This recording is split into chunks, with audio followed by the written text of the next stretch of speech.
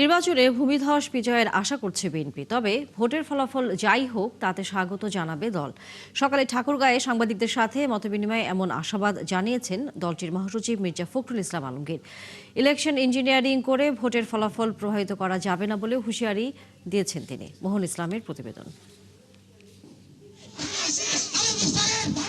ত্রয়োদশ জাতীয় সংসদ নির্বাচনে ভোট গ্রহণের ক্ষণগণনা চলছে, প্রচার এবং গণসংযোগের সময়ও শেষ।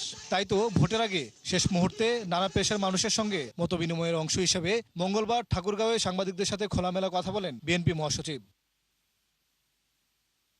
এ সময় মির্জা ফখরুল বলেন, এখন পর্যন্ত নির্বাচনের পরিবেশ ভালো, ইলেকশন ইঞ্জিনিয়ারিং এরও আশঙ্কা নেই বলেও জানান তিনি। সকলেই একটা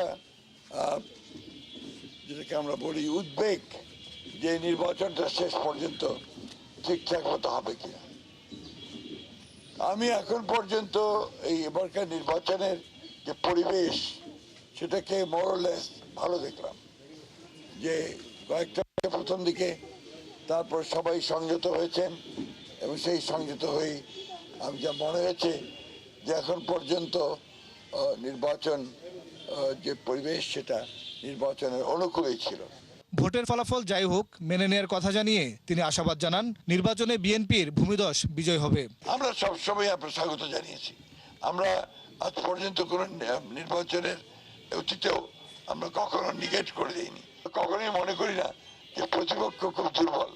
আমরা প্রতিপক্ষকে সবল মনে করি, আমরা নির্বাচন করি এবং সেভাবেই নির্বাচনের ফলাফল আনার চেষ্টা করি।